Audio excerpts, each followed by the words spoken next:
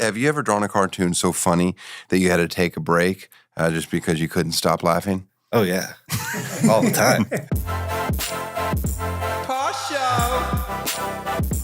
Tosh Show. Tosh Show for show. Hey! How's everybody out there doing today? It's me, Daniel Tosh. Play some funky hoedown music. Let me sing along. It's Daniel. You guys remember when Sir Mix-a-Lot used to do like some funny like hoedown music? Yeah, buttermilk biscuit. Butternut biscuit. He'd do them all. He was way before Beyonce did a country album. He did, yes. You got to give props to Sir Mix-a-Lot. Not a lot of people talk about how great Sir Mix-a-Lot was. Seattle's finest, as far as I'm concerned. Sure, you talk about the big butt songs, but Posse on Broadway, there's no chance that I don't turn that song up, tell my kids to shut the fuck up, and we just enjoy. Knighted by the Queen. Was he? I love Sir Mix-a-Lot. Man, what's he up to? I'm checking. Let's get that guy on the podcast. Right? Speaking of shouting people out that want no business with me, let's do another Hello from Tosh show. All right. Got David in Anaheim. It's just a stone's throw away. He used a car broker because of my interview with my car guy, Marty, and he said it was life-changing. His car guy's name is Rudy. They sound reliable. Rudy, Marty, they're all good people. Well, hello, David. Thanks for listening. Also want to send a hello from Tosh show to Sarah. She's listening in Washington, D.C., our nation's capital. She's a lawyer. Now, if you would have told me that when I started a podcast, a lawyer in Washington, D.C. would be listening, I would have said, sure, you can listen anywhere. I think anywhere in the world you can listen to this podcast except for North Korea and Iran. That's it, because of podcast sanctions over there. They don't let Tosh show, you can't stream it or listen to it in North Korea and Iran. That's a shame. Those people are missing out. Because I guarantee we got fans there. You ever been to North Korea, Eddie? Nope. Seen it. Looked at it from South Korea. You did? You went to South Korea? Went to the DMZ. Oh, you were right there. Yep. Did you get a golf ball out and take a hack? No, I did not. I tell you what I'd like. I'd like to find out if my reps could get us on in North Korea. I'd also like to know if my reps would actually take my phone call. It's always a big thing. Oh, they're currently in a meeting. Oh, they're unavailable. Oh, can I have her call you right back? I'll call. Hey, I'll call my manager. Let's see if my manager answers the phone. You think she will? I do. I gotta say my name. Christy Smith's office. Hey, this is Daniel Tosh. Can I talk to Christy for a second? It's an emergency. I don't have her at this exact moment, but let me get her. Let me get her on. Give me 1 second. Okay. Thank you. They always say, "Oh, I don't have her right now. I can't get her right now." It's like she's right next to him, just going like this, going.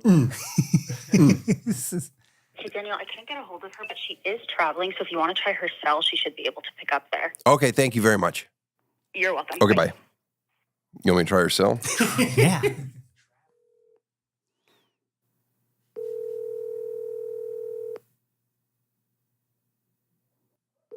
She's not going to answer.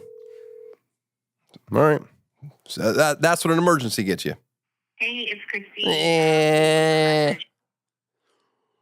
Why didn't you leave a message? All right, let's see if I get my agent on the phone. I'll try to. Mark's office. Hey, it's Daniel Tosh returning. Hey, Stacy's in a meeting right now, but give me 1 second. Could you hold for a sec? Okay. You see that? You say returning. Oh, So good. that's better. That's better than an emergency. Yeah. You think she'll jump out of whatever meeting she was in? Hey, Stacy's on. Hi. Hey, I just want to see if I could get you on the phone. Oh, you never call through my office. It's crazy. I know, but I just I'm want. actually on a Zoom call. So Oh. I pick up. Oh, you're the best representation in the world. I always pick your call up. That's nice. That's nice. Not Christy. Could never get her on a call. But you, Stacy, you run things. All right. I have Hey, how are... conference call going on the other line. Do your conference I'm call. getting ticket counts. Hey, get my ticket counts. All right. Bye. Look at that. William Morrison Dever, Stacy Mark, just always hustling. Christy Smith, Rise Management. I forgot. I actually had a reason to call them, and I completely forgot. I was going to ask them who their favorite political cartoonist is.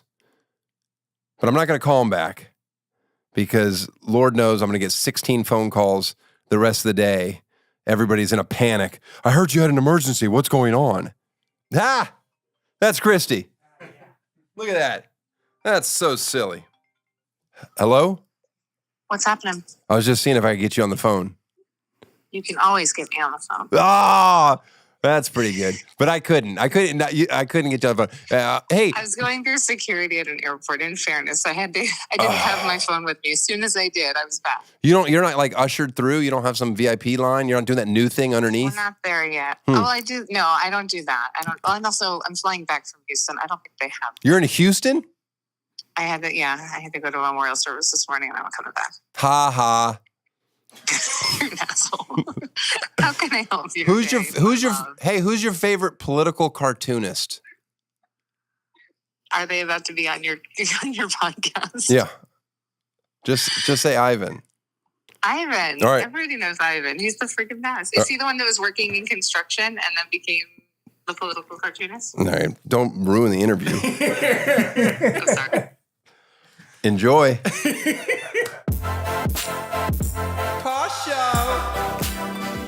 Guys, I'm reading an ad. Quiet down. Summer is here. My third favorite season, which isn't bad, still on the podium. And there's no better time to get out of the house, enjoy some live events, whether it's a Taylor Swift concert, live sports, or you're coming to check out one of my fantastic comedy shows.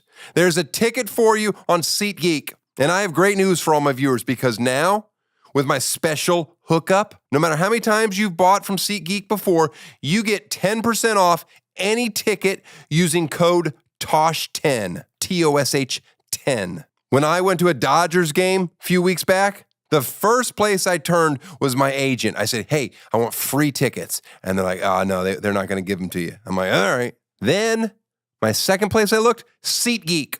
Even on short notice, there were great seats available. SeatGeek tickets are backed by their buyer guarantee, and they even let you return your tickets with swaps. So don't wait. Open the SeatGeek app, add code TOSH10 to your account, and get 10% off. This offer is for a limited time only, so act fast. Use code TOSH10 for 10% off tickets at SeatGeek.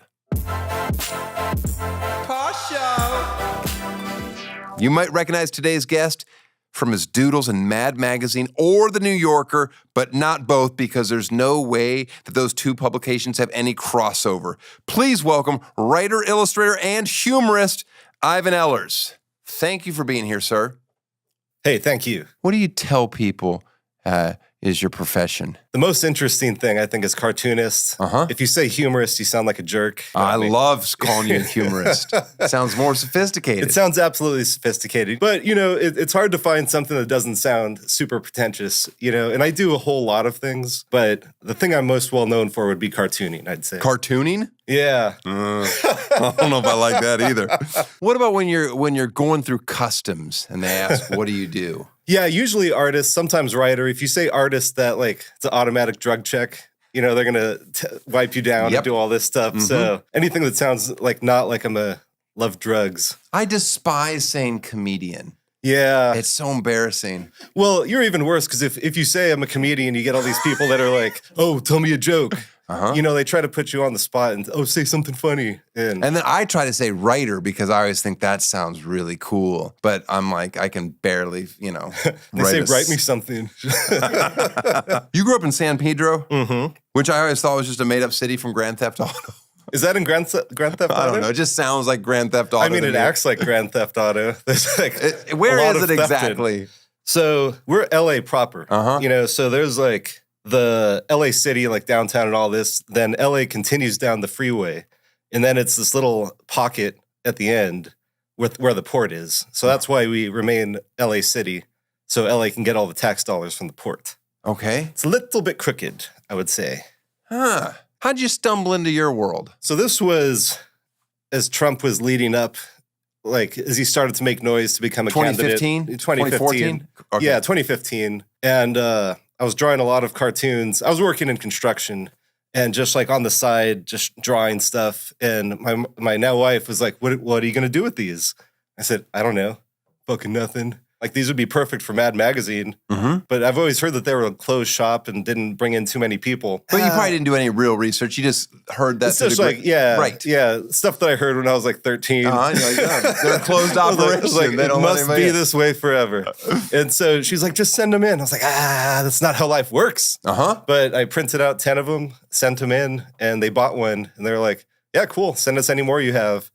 I'm like, hey, this is great. So then I just started doing like a batch of cartoons. And like for Mad, I would do like longer articles and a lot of what they call the parody songs, you know. Love those. Are you still doing fresh ones? No, nobody bought them. So I was like, I'm going to do them forever. I don't care. I still love it. And once you get to a certain point of doing like cartoon work or comedy, I'm sure if like people don't pay you, it's like, I'm not going to do it. I mean, you know what's always funny is I used to think like, oh, you have to make money at this for it to, you know, I don't know, for it to mean anything. But then I realized pretty soon on that so many people do this as their pastime. It's much like a pro golfer makes a living golfing. Billions of other people just golf for the enjoyment. Like I knew people that just would perform comedy, open mics, just because that was their, much like doing karaoke. It was something fun to do. And I mean, I never wrapped my head around that because it seemed like torture. Yeah, the karaoke part seems like more fun, but the people that just keep doing it, and like never break through, it's like, it bums me out, man. Yeah, no, it bums me out. But I see like so many people doing cartoons because they love it so much. Like, this is the greatest thing in the world. I'm like, what are you doing, man? It's like, it's miserable. I'm like, they just never get better. And like, they're still doing like weird, like funny little puns that would work like in the 50s. And you're like, man, you gotta like, you know, you get like people that love comedy. Yes. And it's like, it's a lot. No, I hear you. Do you post everything like on your own sites and stuff like that? No. You know, a lot of people do. So okay. In the past, you would take everything to the New Yorker first, which is like the best, the most prestigious place. And you work with them a lot? Yeah. Sold a cartoon this morning. Oh, congratulations. Thank you. We're still doing that? I only do it when I sell, which is less and less these days. But yeah, you would take it there first. And then if they would pass on it, then I would take it to Mad Magazine. If they would pass on it, then I would take it to like 5 or 6 others. And then by the end, you would do like a batch of 10 cartoons per week. And then I was selling like 60% over the course of going down like 5 or 6 places. And whatever was left, I would hold on to and recaption it and put a different joke on it. But a lot of people, if they send in a batch and they don't sell, they just turn around and post it on Instagram for free. And I say, what are you doing, man? Got to wait till you get paid for that. I'll hold on to, I sold a cartoon that was like 5 years old that I just kept changing the caption. Is there a world where you don't even change the caption and you just resubmit it and somebody's like, yeah, I'll take it now. And they didn't take it 6 months ago. Oh, yeah. Absolutely. And most of the cartoons that I sell, like for the New Yorker, they have the cartoons that they sell for print. And then they have daily cartoons, which are like something happened this morning or something happened last night, and you do it about something like that. So those ones, you kind of have to draw that day and make it fresh and current. But the other ones, I'll resubmit like every 3 weeks sometimes. Yeah, once they're already published, then do you promote the old work or no? Usually this is a great deal. Like the New Yorker, when they buy it, they usually buy first rights, you know, so... And sometimes they'll hold on to it for a while. I had a cartoon come out recently that they bought like 5 years ago. So I was just sitting there going, they hated it. They regretted ever buying it. Like they hate me. Why don't they do this? And then it comes out and the drawing style is completely different and the joke doesn't seem that funny anymore. And they just sat on it for that long? They buy cartoon. They buy about 15 a week. Who's their gatekeeper? Well, they have the main cartoon editor is Emma Allen, a very intelligent, very cool young lady. I don't envy her job. She has to get like 1,500 cartoons a week and whittle it down to like, oh my goodness, the top 100. Mm-hmm. And then she takes the top 100 or so to David Remnick, who's the editor of the New Yorker, and then he picks the final 15 or so that they buy per week. And I get. But are you just thrown into the big pile of 1,500 where there's yeah. But other contract people that have been there longer and have sold a whole lot, they get a higher rate, and I think they buy more from them. But if somebody were to come in and they were just off the street and they submitted one that they liked, what kind of money could they expect to make off of one publication? so if you sell for print, it's like $750, and then once it goes out, then it gets licensed to a bunch of other stuff. So you could, I mean, some cartoons can make like thousands. I always heard a story back in like the 60s and 70s. This guy bought a house with one cartoon just because it got licensed so much. Shitty house, though. I mean, it was a summer house in like a small area, but still. But that's crazy. Like those days are gone. Like if I get, like I'll get weeks where you'll get like these little licensing checks and it's like 56 cents, $5.05. And then sometimes you'll get several hundred. And Do you have a union? no, they've talked about it.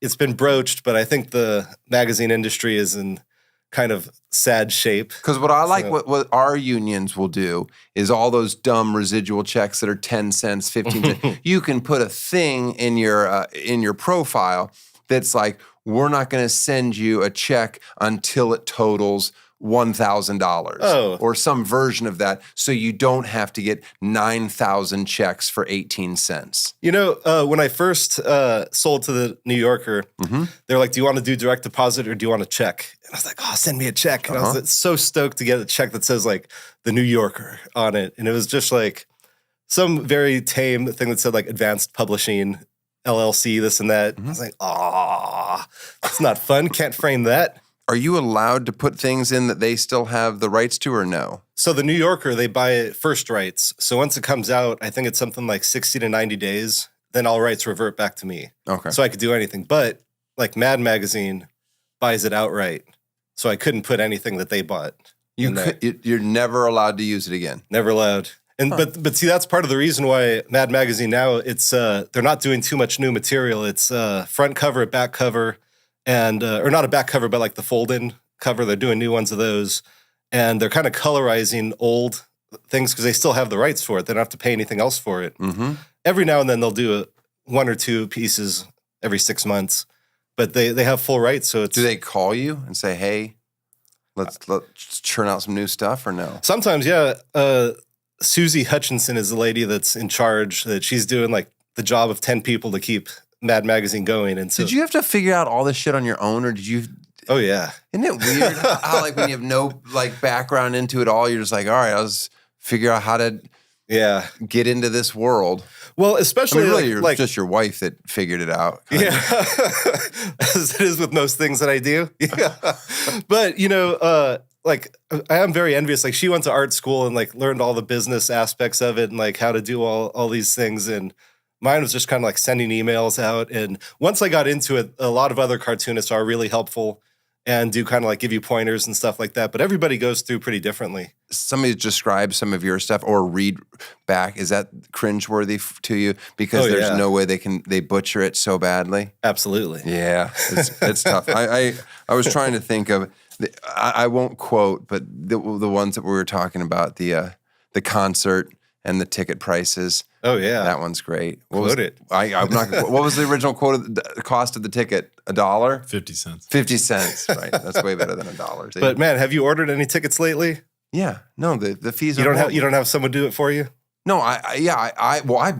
I'll buy tickets secondhand and just pay through the nose, and be like, whatever. But it really is crazy. Like no, you it's go, awful. It's like, oh, People cool, get great. mad This show's $12. You check, it's like $77. How the hell did that happen? I mean, I have people tell me all the time that they won't come to my shows because it's done by Live Nation, and I'm like, well, it's just they're really nice to me. What's your process?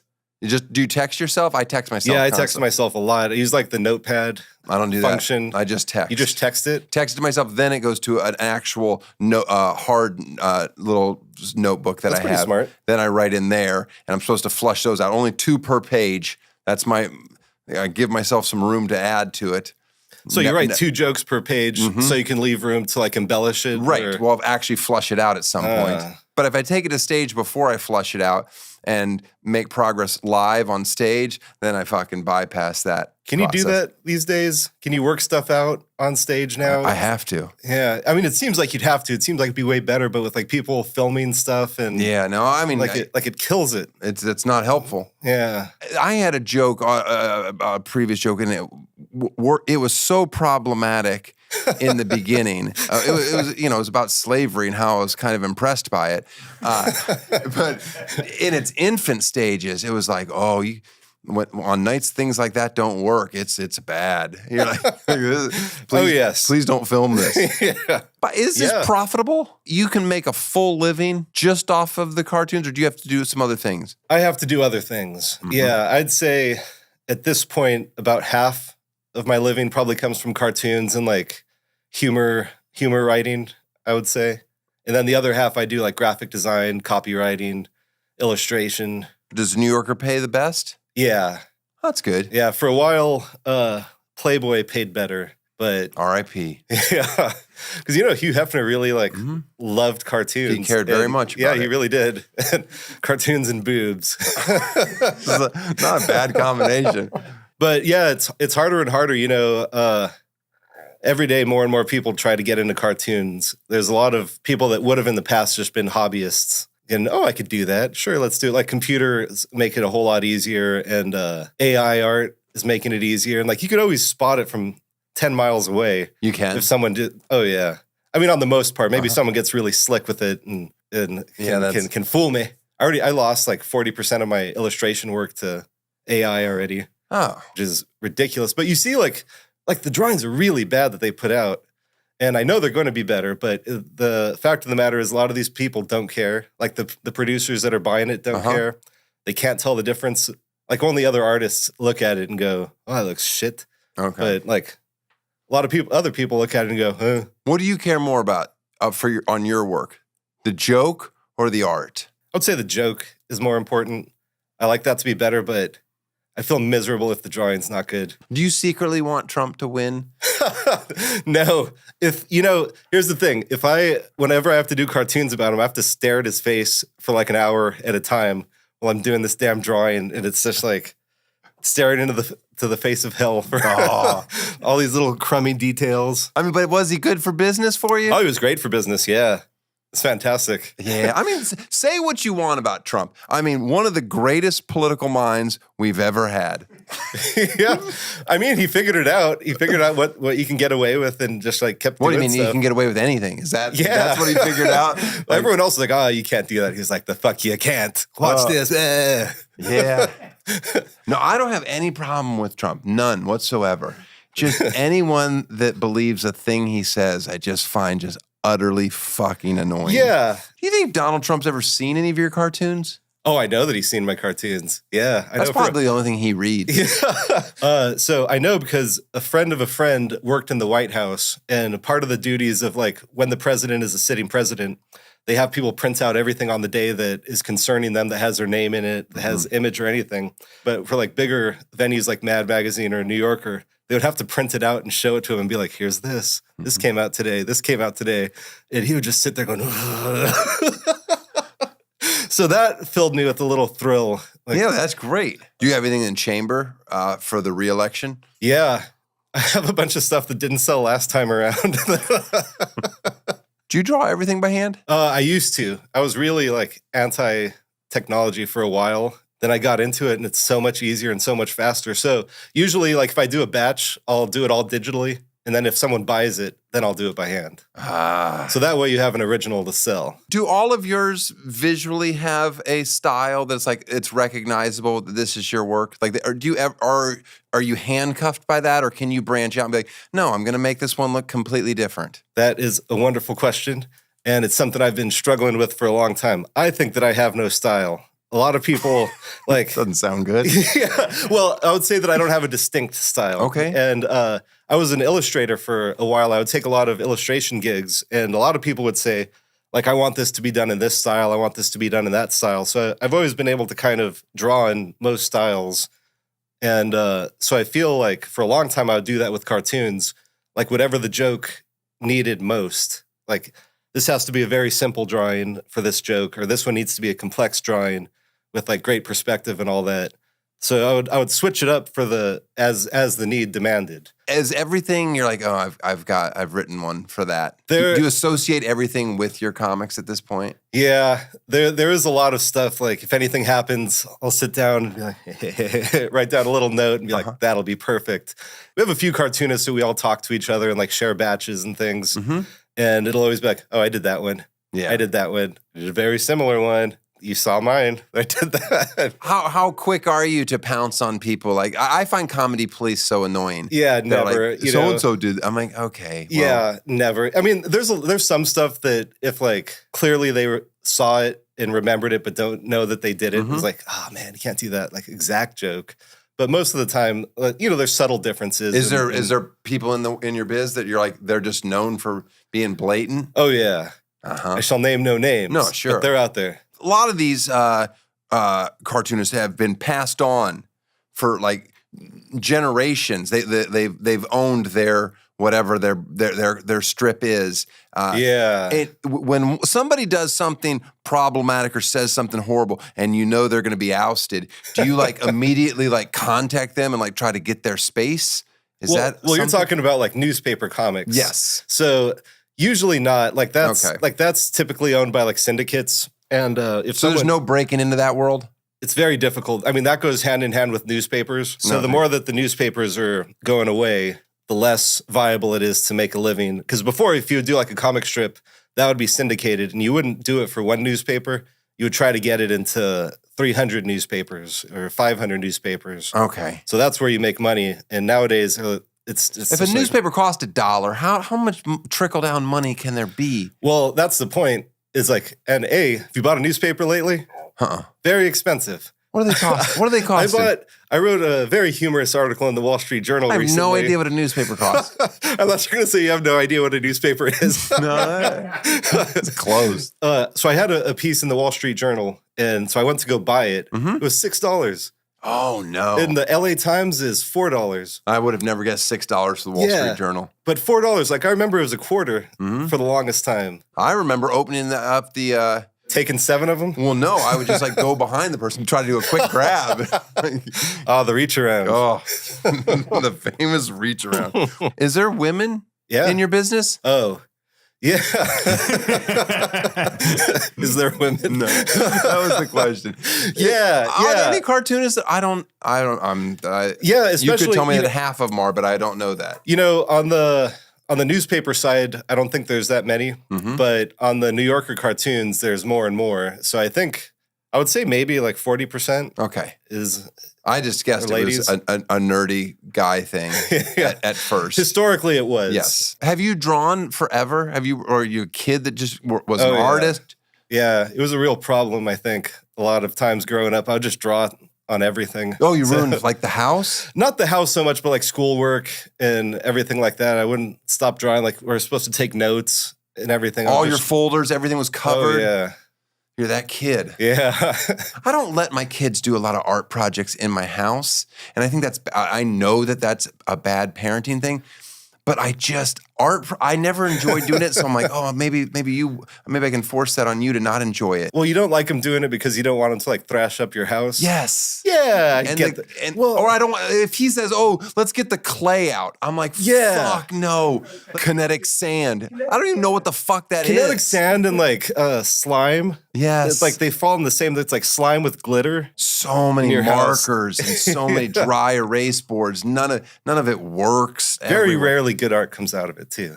It's like a bunch of garbage, isn't it? Agreed. So did you never have a good eye as a kid? Like you couldn't figure it out, or you just had no interest, or both? Both. Yeah. No interest. Like as soon as I pick up a pen, it's bad. I don't know how to draw.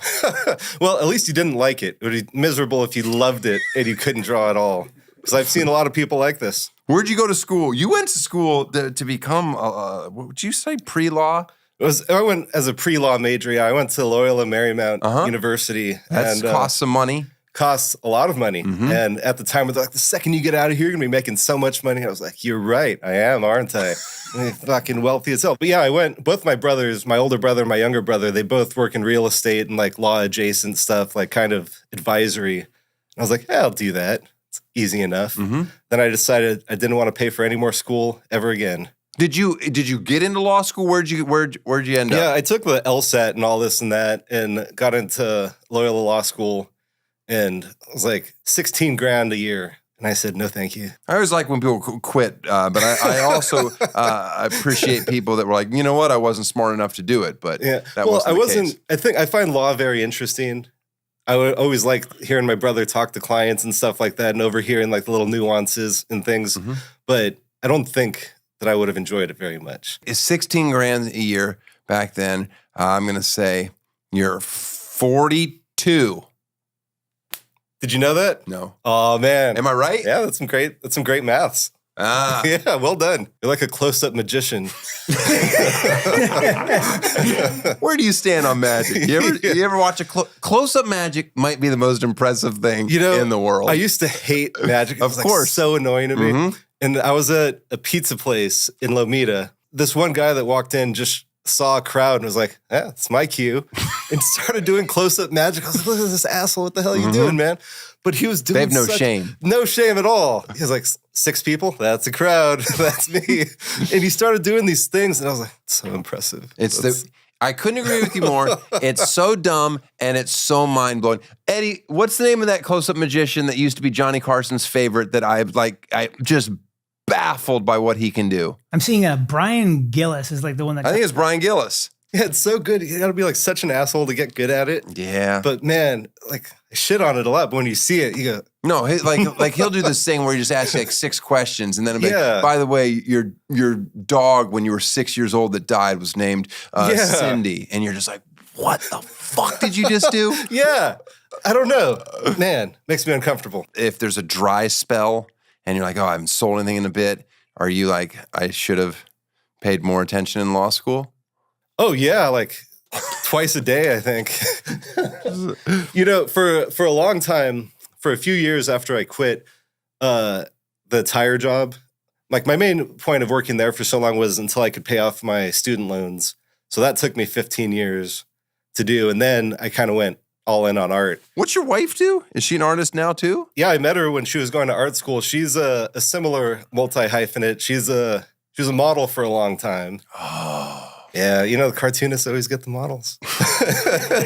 Hand model. But, yeah. But no, she's a model for a long time. She's a photographer and a painter. That's what she did for the longest time was photograph and paint. But now she's doing costume design and styling. And does she take photos of you? Oh, no. Okay. There's nothing worse than getting a photograph. I hate, How do you feel about being styled? Do you like Nah. wearing clothes? Oh, clothes, I don't care. I have a relationship with my stylist that's very aggressive. I scream at her and say I hate everything. And she's like, just wear it. I'm like, fine. Yeah. But that's where I'm at. I have like 3 outfits that look okay on me. And everything else, I look like a dope. Do you skate? I used to, poorly. You've taken a fall as an adult recently? I tore my Achilles tendon playing soccer. And that stymied any efforts to like look at a skateboard or do anything. How did it feel when it happened? Like a gunshot? Did it sound? Did you hear it? When it first happened, it didn't tear all the way. Oh. And it just felt like my foot sunk into the ground. And it was a little like a dull thud. And it really felt like someone kicked me and my foot was dipping. Yeah. And I turned around with my fist clenched and I was like, what the fuck did that? And there's nobody there. And I was like, what?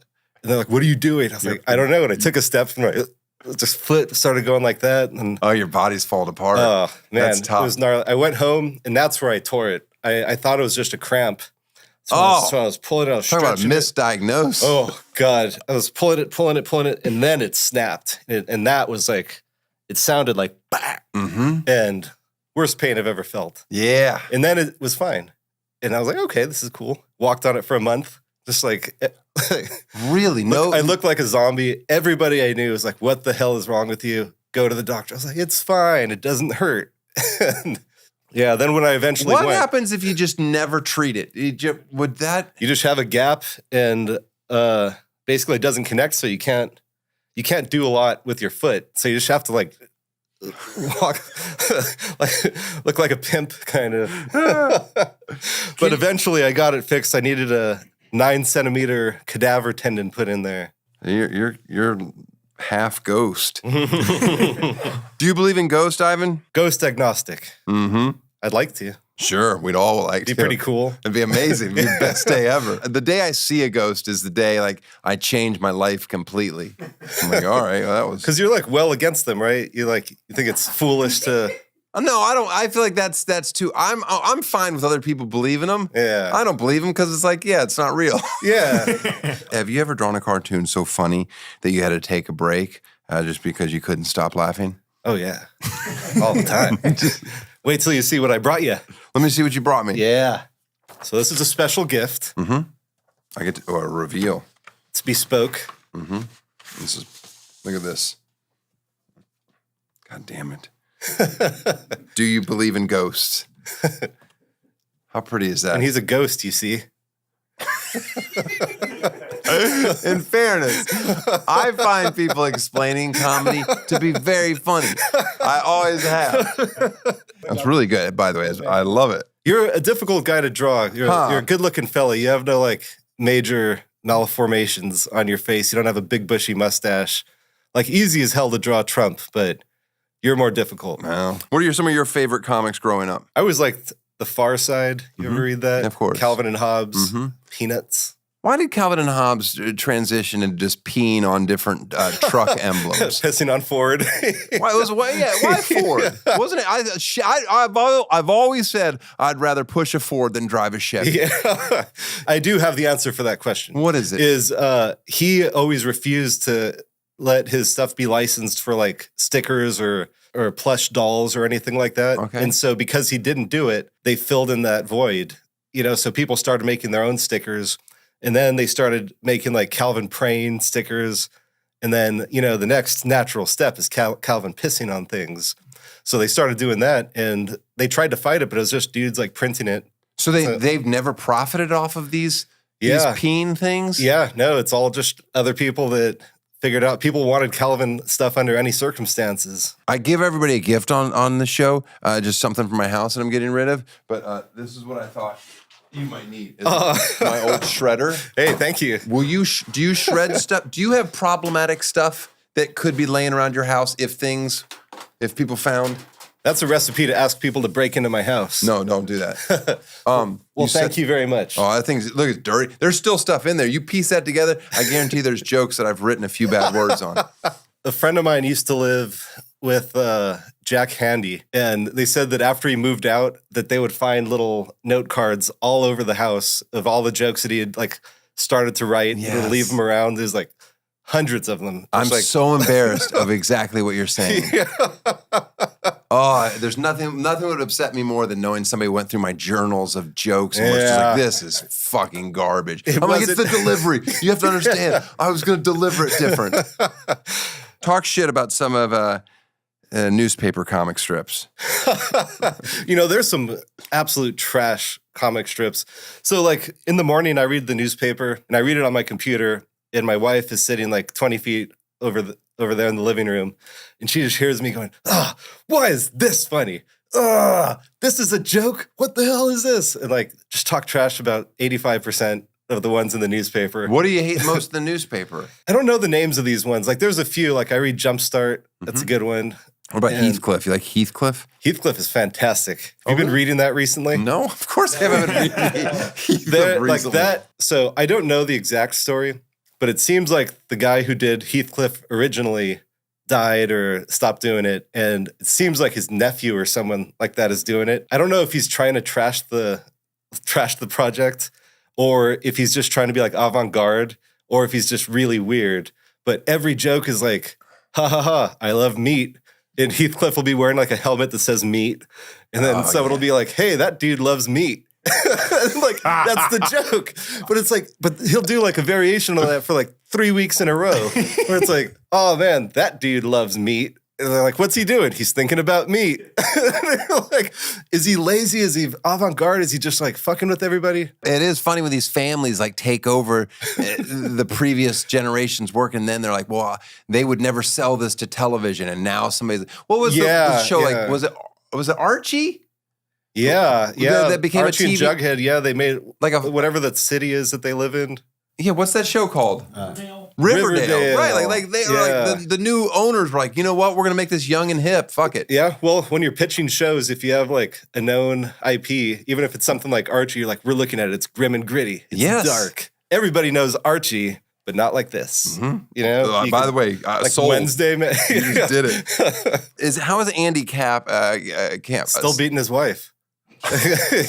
Still, I think he is like he's still like a drunk guy that like screams at her. It's like, shut up, and she hits him with like a bedpan. It's crazy that it's like, you know, it seems like that would have died out in like the 80s. 2024. But they're like, you still got it. What's the deal with the Dilbert guy? Everybody hates him. You know, even before he started doing like this stuff, I know a lot of comic people that do newspaper stuff like on the same syndicate. Okay. And everyone said he's just like the biggest dickhead on the planet. I mean, maybe not the biggest dickhead. Sure, whatever. But he's still getting print work or no? Probably in some like weird, hard right conservative newspapers who are known for being funny. How did you end up working with Childish Gambino? That was a buddy of mine from Dodgeball that I used to play in a dodgeball league with a bunch real of, dodgeball league. Yeah, it was a lot of fun. There was a dodgeball league in like West Hollywood, and it was a whole bunch of artists and writers, and just like straight traditional rules. Yeah, grab a ball and try to hit each other. Yeah, and like I think everybody was pretty drunk through most of the games. Are you good at dodgeball? I was pretty good. Could you dodge a wrench? Yeah, I could. 15 years later, he hit me up and he was like, "Hey, do you know anyone that does cartoons for the New Yorker?" And I was like, yeah, dude, I do. And he's like, do you really? Donald Glover was he wanted to do something with like a character, like do something in a New Yorker style. They were putting together a poster. We ended up doing something where whenever they would have a concert tour, they would do like a little pop-up shop and make it look like it was a bootleg shirt being sold at the venue. And it was through him. So they would like put it together and make it up, but it would look cleaning up. Yeah. Oh yeah, definitely. People always, but they were cool. They were like so expensive. They're going for like $300 or $400. Like they were selling them for like $20, and people were turning around because you could only get it at that concert. And I've been told to do stuff like this in my past. I'm always like, no, that sounds horrible. I can make you a cool shirt. Oh, God damn it! How'd you meet Al Franken? Dude hates Ted Cruz. Yeah, he does. I sent him a letter and I was like, hey man, I think Al Franken is so smart and so funny. Like, I love him. Like he's one of the few people that I'd be like, oh man, like you go be president. Like, I mean, he should have never.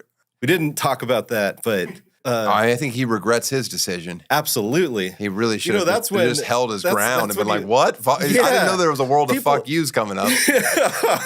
People would have forgotten about it in 8 minutes. Yeah. And yeah, I sent him a letter and said basically like I can help with some posters, anything you want. And did a Zoom, and he mostly wanted to talk about cartoons. And he's like, I got some great ideas for some cartoons for the New Yorker. So I was like, yeah, let's talk about like some politics stuff. Like, you want to do this? He's like, no, don't want to talk about that at all. No. But he did have many funny stories about Ted Cruz. I was never a big SNL fan, but God, I always respected the fact about myself. I was like, I just loved Al Franken. Yeah. I was like, this guy's the funniest person ever. Yeah, he's so sharp. God, he's funny. And a very good artist. He draws Ted Cruz very well. He really does. I think he sells cups with a drawing he did of Ted Cruz when they were sitting in the chambers. And he was just sitting there going like, you fucking asshole. Like drawing. Fucking so stupid. You ever done caricatures at like a bar mitzvah? Oh, yeah. You have? Yeah. Oh, that was a joke question. You know, I mean, not at a bar mitzvah, but I used to do like indie comics and like, to get people to come around, I would leave the cover blank. And if you'd be walking by, I'd be like, hey, let me draw you. And I could spit them out pretty fast. I'm out of practice now, but I used to be pretty good. Get a lot of upset people. You never worked at like Knott's Berry Farms or anything? No. My biggest fallback, I always figured if everything failed, I would get into cartooning. And just how I got into cartooning.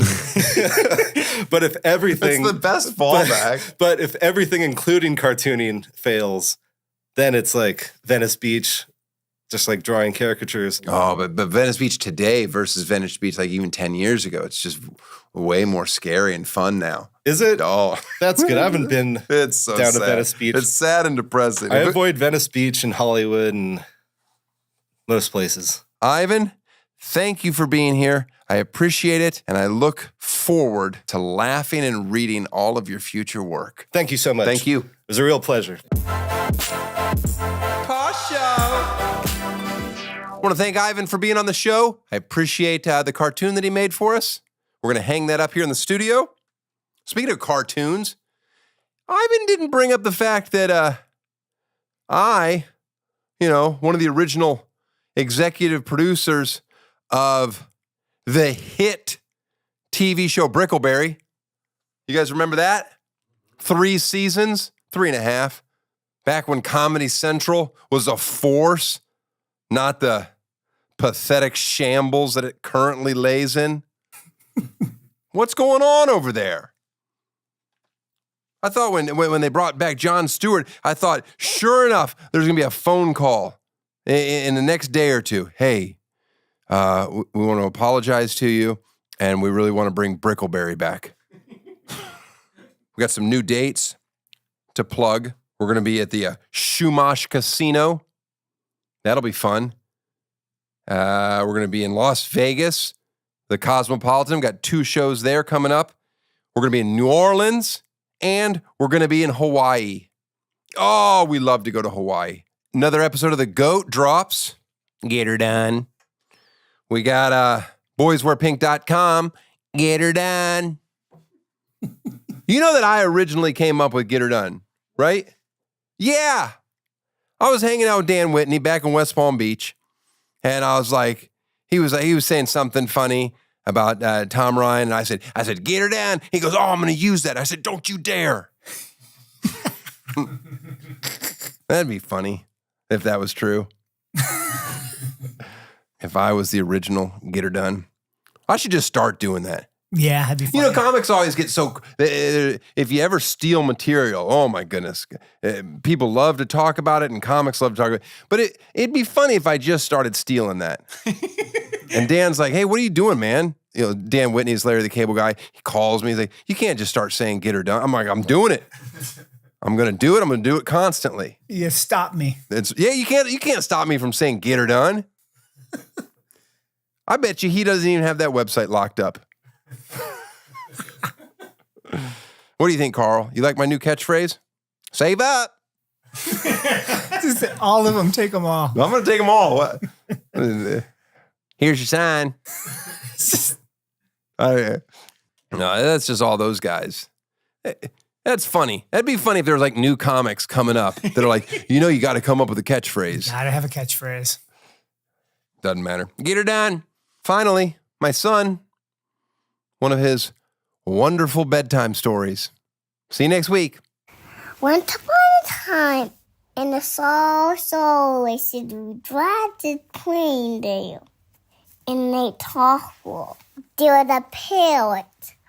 All the parrot wanted to do was stay up all night. But he couldn't, but he noticed that he might get tired.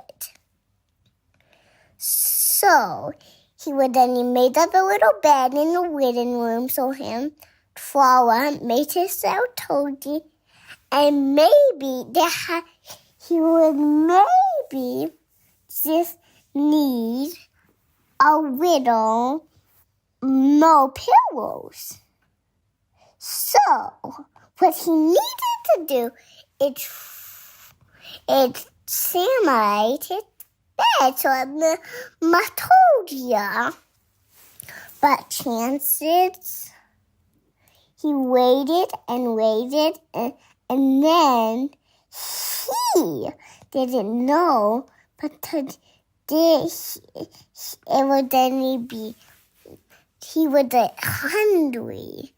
So what he had to do is make himself at a table, and he would lay on a table. And then he was so tired that he couldn't eat any more soda. The end. But you can't say the end and then say but. This is a two-parter? Yeah? The end. Okay. The second part is just real short. Tosh Show. Tosh Show. Tosh Show for show.